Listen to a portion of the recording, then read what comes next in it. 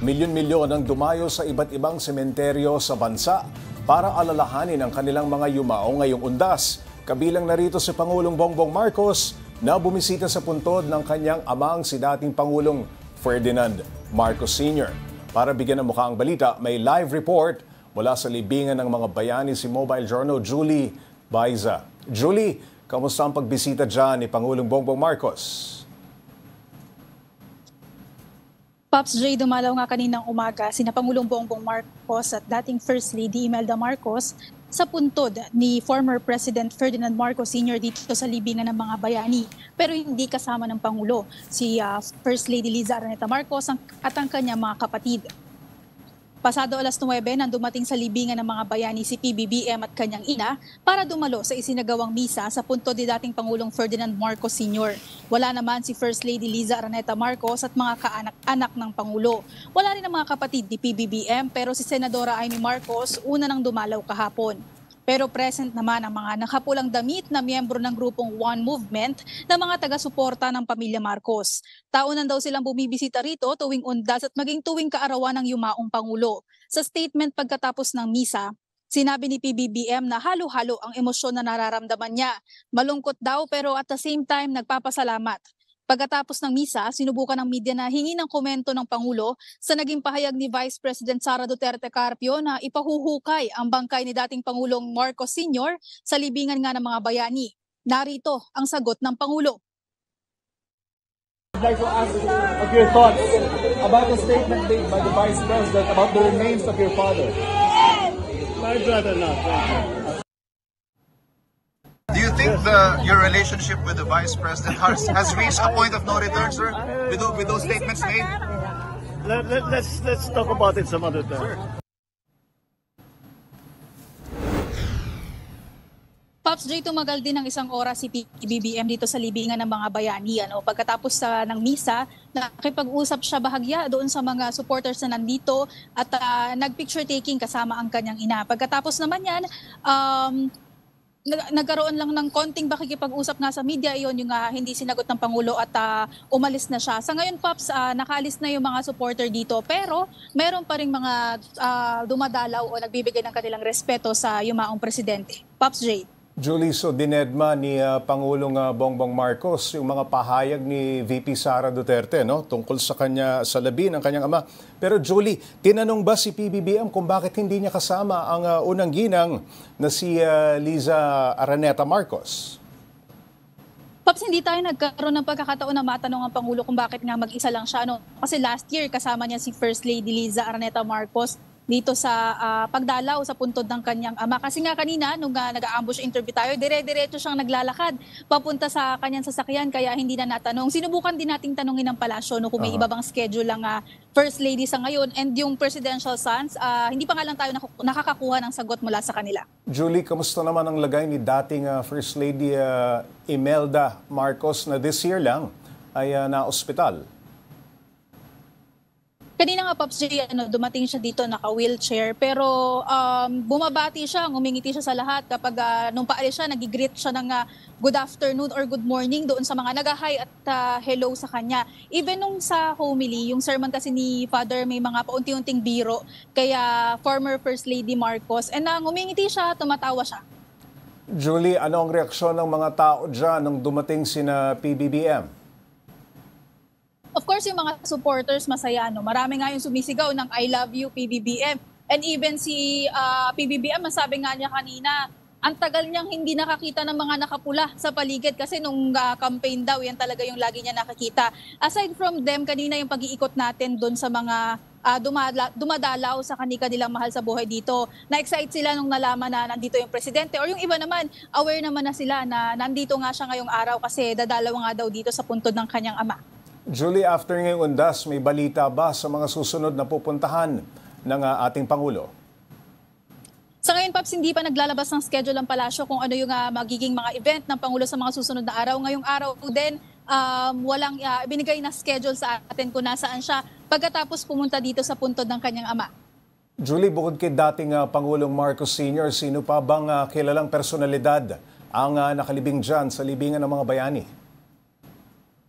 Pops, katabi lang nitong kay Marcos Sr., Yung puntod naman ni former President Carlos P. Garcia, nandoon din yung kay former President Ramos.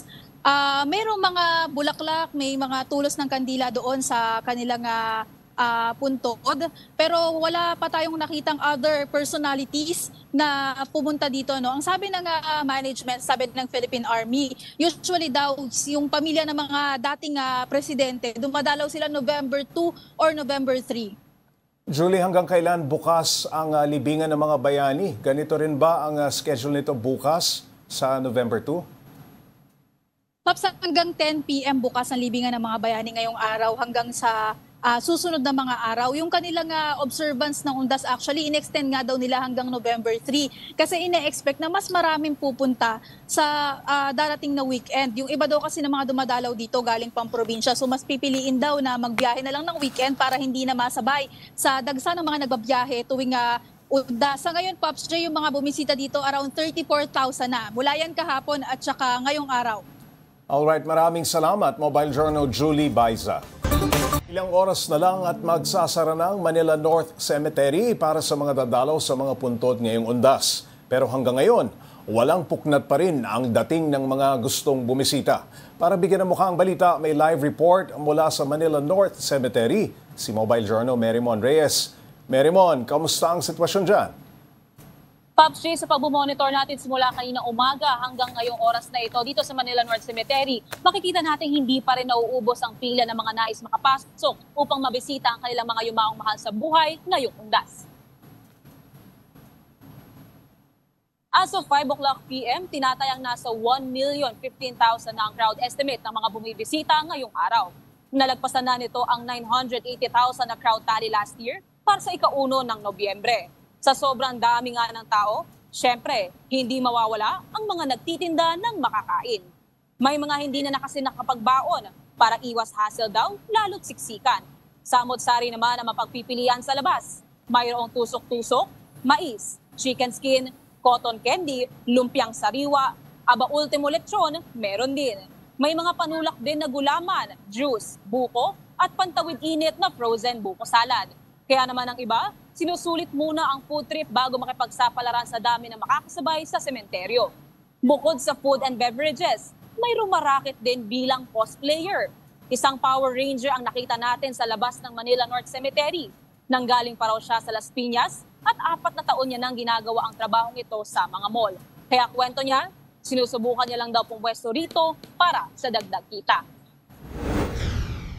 Pops J, nananatili pa rin na mula alas 5 ng umaga hanggang alas 7 ng gabi ang visiting hours dito sa Manila North Cemetery. Pag pumatak na ang alas 7, bawal na magpapasok o pumasok ang mga bibisita. Pops J. Merymon, bakit daw inabot na ng hapon yung mga kararating lang na bibisita dyan sa Manila North ngayong araw? Yun nga, Pops J, yung iba muna sa mga nandito, bago pa mag alas 5 ng umaga, nandito na raw sila para hindi raw abutan ng init ng panahon. Yung iba naman nagpalipas muna ng tanghaling tapat dahil kung naramdaman natin kanina ay alingasaw at yung pagiging tuyo sa init ng panahon. Samantala yung iba naman kaya ngayong hapon paggabi pa lang pupunta o nandirito sa North Cemetery ay dahil meron pa raw silang ibang pinagkakaabalahan, Pops J. Napakatindi rin ng sikat ng araw, Merymon? So malamang yung iba umiwas sa tindi ng sikat ng araw. Pero anong mga kalsada ulit ang sarado? Nako, marami-rami yan, Pops J, at matatapos yung road closures until November 3, 7 o'clock p.m. Ilan sa mga kalsadang mga sarado ay yung una, kahabaan ng Aurora Boulevard mula Dimasalang hanggang sa Rizal Avenue. Kahabaan ng Blumen Street mula sa A. Bonifacio hanggang sa Guevara Street, sarado rin ang mga ito. Yung Retiro Street mula Dimasalang hanggang Blumen Street Extension ay sarado rin. Kahabaan ng Maceda mula sa Makiling Street papunta sa Dimasalang Road, sarado. At yung P. Guevara mula Cavite Street hanggang Aurora Boulevard, sarado. Pero meron namang alternative routes na pwedeng daanan. Halimbawa, dun sa mga may gustong pumunta sa La Loma o kaya sa Chinese Cemetery, kasi bordering lang yun dito sa North Cemetery, pwede naman daw dumaan sa may Rizal Avenue o sa Abad Santos. Pops J. Mahigit 1 milyon na kamo ang dumagsa dyan sa Manila North Cemetery. Kamusta naman kaya ang seguridad? Ako, Pops J, over 200 daw ang deployed sa paligid ng North Cemetery. At pagdating naman sa NCRPO, over 12,000 naman ang nakadeploy para masiguro ang safety and security. As of now, wala pa tayo na itatala ng reported case ng meron ng hold-upan o ibang aksidente nangyayari. Ang naitala pa lang ngayong araw na ito, meron ng nasa lagpas 50 na binigyan ng medical assistance. At the same time, meron din namang iba pang nangangailangan ng tulong kasi sa maobserbahan natin dito sa ating likuran, dahil siksikan ng mga tao, karamihan sa mga nagiging kaso dito ng nangangailangan ng medical assistance ay yung mga nahihirapang huminga, Pops Jay. Okay, Marymon, eto taon-taon ng problema ito kapag undas, ano? Pero meron na bang naitalang nawalang bata dyan sa Manila North? Yes, Pops Jay. Asa 1,000 na yung mga niregister dito na minors. Dito sa likuran ko, makikita nyo ang Manila Social Welfare Desk. Diyan nire-record, nire-register at binibigyan ng name tag ang mga batang papasok sa loob. At the same time, kukuhanan sila ng contact details kung sakaling sila ay mawawala. Yun nga lang, sa naobserbahan natin ngayon, maraming inanunsyo sa PSA na may mga bata nang naliligaw. Nasa 5 yung narinig natin anunsyo kanina, sunod-sunod ang mga ito. Unfortunately, Pops Jay, isa sa mga inanunsyo na nawawalang bata ay hindi raw bisita ng North Cemetery kundi residente raw. So ibig sabihin walang name tag, walang contact details ng parents o guardian. Pero ang naging solusyon naman dito dahil magkakakilala raw ang mga nasa residente na nasa paligid ng North Cemetery ay madali naman daw na ihatid ang bata sa kanyang mga magulang, Pops Jay. Sa buong maghapon mo dyan, Marymon, na-try mo rin ba mag-food trip? Yes, Pops Jay. Kanina umaga ang kinain natin ay yung taho at nung may konting oras tayo kanina para magmerienda, dito kasi sa may labas mismo ng Manila North Cemetery, tabi-tabi dyan ang mga food stalls. At isa sa mga pinakyaw natin ay yung mais. Kumain din tayo ng chicken skin at syempre nagpalamig tayo, uminom tayo ng gulaman, Pops Jay. Yung lechon ba, natikman mo ba? Kasi malapit lang yan sa Laloma. Ha? Yes, Pops Jay. Actually, medyo kumurot na ako kanina kaso naramdaman ko agad yung kolesterol. Okay. May nagbebenta rin ng lechon. Paano nila nadali ang supply dyan? Ang dami ng tao. Yun nga, Pops Jay. Kasi dito mismo, yung isang daan ng papuntang Laloma, sarado kasi siya. Pero ang ginagawa naman dito, dahil kaya naman daw buhatin yung mga lechon, nabibitbit naman nila papunta dito at kinakatay. At nakita na nga natin kanina, marami nang naubos na lechon, Pops Jay. Sa mahigit 1 milyon na katao nga, malamang maubusan. Meron bang nagpunta dyan para lang talaga kumain o mag-food trip? Marami-rami rin, Pops Jay. Pero sabi naman yung iba kasi sa mga ito, dahil meron din daw silang gustong bisitahin, nakakilala nila, whether or not merong nakalibing dito sa loob ng sementeryo, pumapasok din sila sa loob, Pops Jay. Eto, curious lang ako, Marymon, no? May namataan ka bang mga kakandidato next year na sinamantala itong okasyon nyo ito para mangampanya? O mga mustaman lamang? So far, Pops Jay, wala. Ang pinakahuli na lang natin na nakita dito ay nung nag-inspeksyon si Manila Mayor Hani Lacuna Pangan, and that was on October 30. Pero sa ngayon, wala pa tayong ibang nakikita dito. O baka disimulado lang ang pagkamusta sa mga constituents nila, ano? Sa mga bibisita, Marymon, halimbawa, bibisita pa lang bukas, anong paalala sa kanila ng mga otoridad? Malamang marami pa rin yan kasi Sabado hanggang Linggong araw Yes, Pops Jay. Isa sa pinaka-ginagawa nilang paalala rito para naman sa mga may kaya na pumunta na ng mas maaga para daw hindi maipit sa dami ng mga tao. At the same time, kung meron daw kasamang mga bata, paniguraduhin daw na hawak-hawak ang bata at hindi rin mawawala sa kanilang paningin kasi nga mahirap nang maligaw sa loob ng Manila North Cemetery. At the same time, para hindi rin daw ma-inconvene yung mga pupunta rito, yung mga ipinagbabawal na bagay o objects tulad ng liquor, tulad na lang ng mga pabango may alcohol content, lighter, sigarilyo, pati yung vape, huwag na raw itong dalhin para dire-diretso na lang ang pagpasok sa loob, Pops Jay. Nakikita ko dyan sa pagla-live mo, Marymon, makapal ang daloy ng tao. Ano? Kamusta yung posisyon ng mga medic dyan? Halimbawa, magkaroon ng emergency. Makakapuslit o makakadaan ba naman yung ating mga miyembro ng medic team dyan? Yes, Pops Jay. Bukod kasi dito sa loob, sa may dulo nito, sa may rotonda, doon nakapwesto kasi ang Philippine Red Cross, ang Manila Health Department, pati yung iba mga nagvo-volunteer. Pero dito, especially sa isang entrance point, meron din kasi diyang special rescue unit. So may nakita tayo kanina na nawawala ng hininga, may oxygen tank na naka-ready dyan. So hindi na nahirapan yung kung sino man yung mga kailangan ng medical assistance, Pops Jay. Ang daming tao kasi, Marymon, no? Siguro madalas na merong nahihilo at kuha ng blood pressure, alam ba naman nila kung saan matatagpuan itong mga ito? Yes, Pops J, kasi nakakalat din sila sa buong paligid dito sa North Cemetery. At the same time, tuloy-tuloy pa rin naman yung pag-aanunsyo, pag-remind sa mga pupunta rito na unang sa lahat, kung kaya naman daw magdala rin ng tubig, magpunas daw ng pawis, at saka may mga rumoronda rin naman. Tuloy-tuloy din natin nakikita yung presensya ng mga ambulansya sa loob at labas ng Manila North Cemetery. Pops J. Ayun, maraming salamat mobile journalist Mary Reyes. Maaga pa lang ng 1 ng Nobyembre, nag-iikot na ang mga kabataang ito sa San Ildefonso, Bulacan Catholic Cemetery. Ang mga makikipot na daan at dikit-dikit na puntod, sinisipat-sipat nila. Ang kanila kasing pakay, ang mga natunaw na kandilang itinulos sa mga libingan.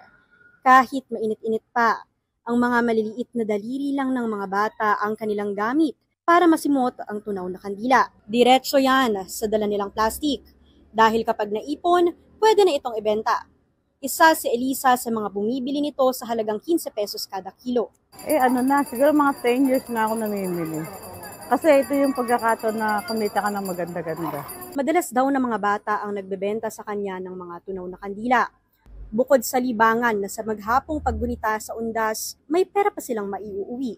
Kaya buong araw ring nag-aabang si Elisa sa sementeryo para sa makokolekta na iba pa. Hanggang mamayang gabi kasi sa gabi ang marami nagbebenta.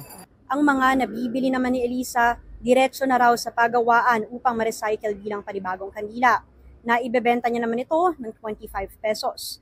Ang malungkot nga lang, kada taon ay pababa raw ng pababa ang bili nito sa kanila. Nung last year, naka 700 kilo. Konti, ito palang nabibili ko, tanghali na eh. Kaya ang hiling ni Elisa, sana raw makaraming sako pa siya para makapag-uwi pa ng mas malaki-laking kita. Para sa iba, hindi lang libingan ng mga patay ang mga sementeryo. Dito na rin kasi nakakakuha ng kabuhayan ang ilan nating mga kapatid. Mobile journalist Denise Baldesancho po, hatid ang mukha ng balita.